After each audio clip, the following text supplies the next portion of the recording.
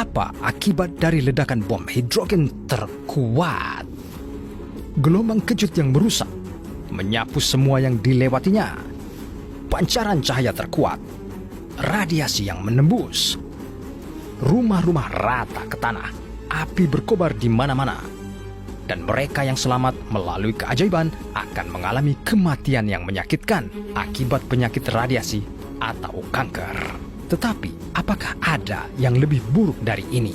Sayangnya, ya.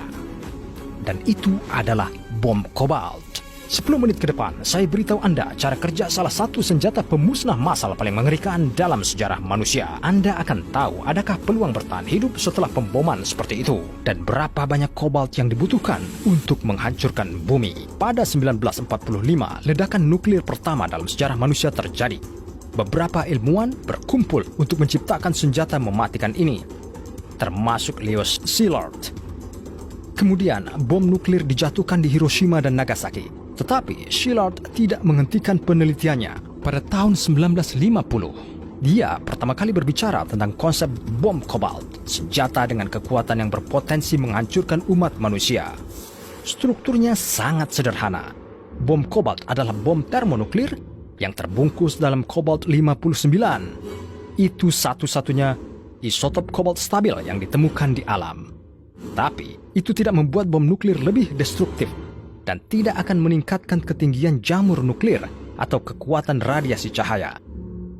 Faktor kerusakan utama dari bom kobalt adalah kontaminasi radiasi maksimum yang mungkin terjadi di area tersebut setelah ledakan. Pernahkah Anda mendengar tentang bom kotor? Bom kobalt bisa disebut super kotor. Jadi, jika bom kobalt dijatuhkan ke bumi untuk sementara sampai mencapai tanah, tidak ada yang terjadi. Itu hanya cangkang. Tapi, begitu bom meledak, semuanya reaksinya dimulai. Sumber energi ledakan adalah proses yang mirip dengan proses yang terjadi di matahari dan bintang lainnya. Senjata termonuklir memiliki potensi daya ledakan yang jauh lebih tinggi daripada bom nuklir konvensional. Itu hanya dibatasi oleh jumlah komponen yang digunakan pembuatnya. Jadi, SAR bomba dirancang untuk 100 megaton. Tapi kemudian muatannya dikurangi menjadi 58. Sebuah bom 100 megaton dapat melenyapkan kota manapun dari muka bumi.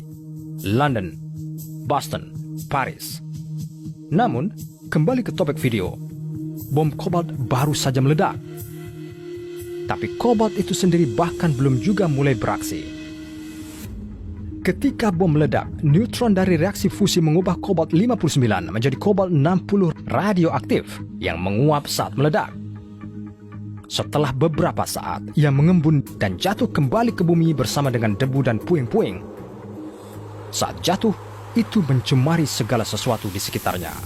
Cobalt 60 memiliki waktu paruh lebih dari 5 tahun. Ini cukup untuk menghasilkan radiasi yang kuat. Anda tidak akan bisa menunggu di tempat penampungan sampai selesai.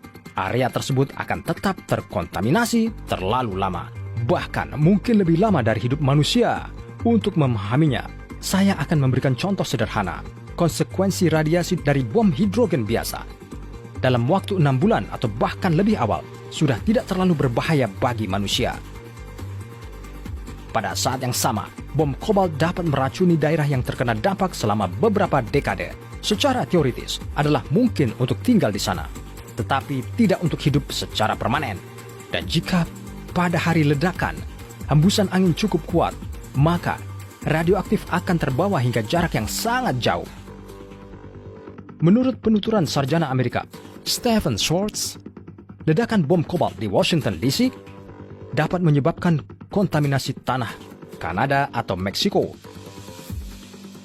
Dan menilai dari informasi yang diterbitkan oleh Federation of American Scientists, konsekuensinya akan lebih mengerikan daripada mimpi terburuk Anda.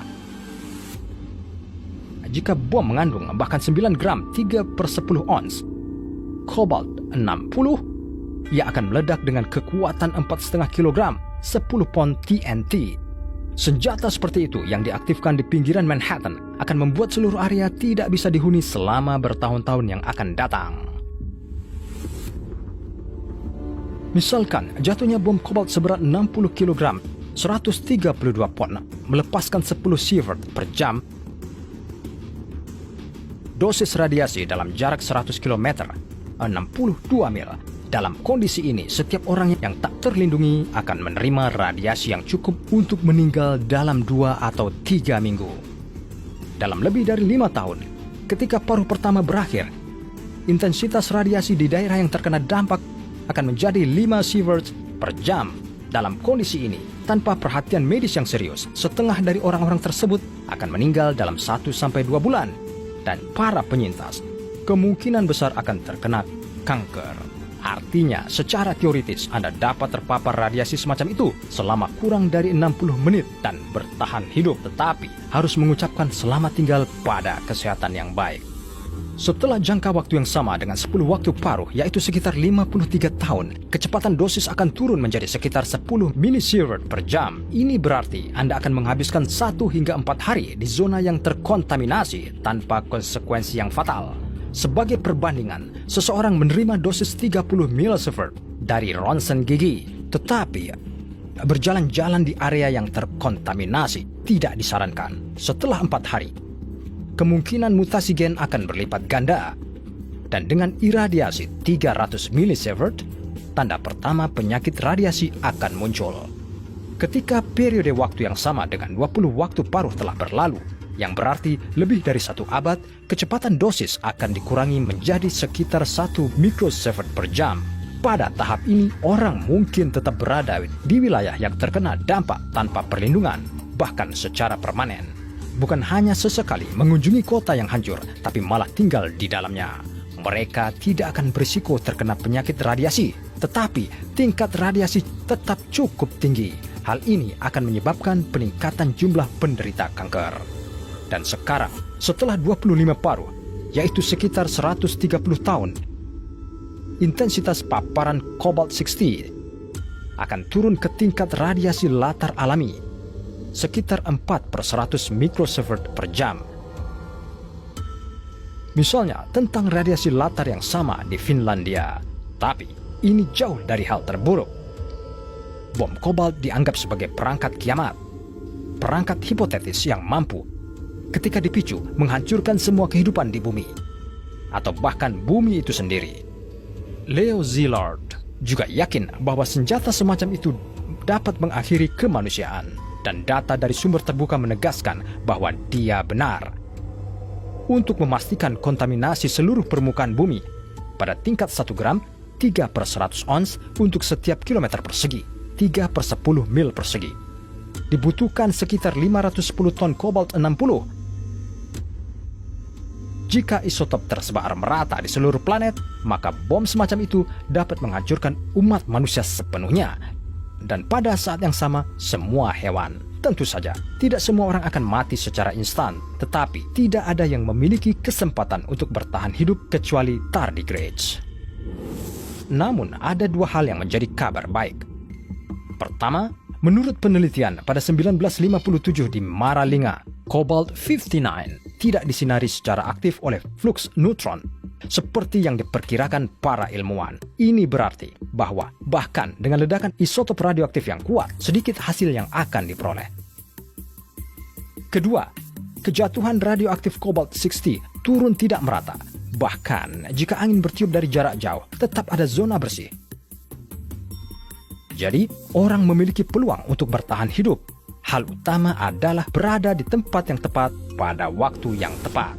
Dan akhirnya, fakta yang sedikit meyakinkan saya, saat ini bom kobalt dianggap hanya sebagai modifikasi teoritis dari senjata nuklir.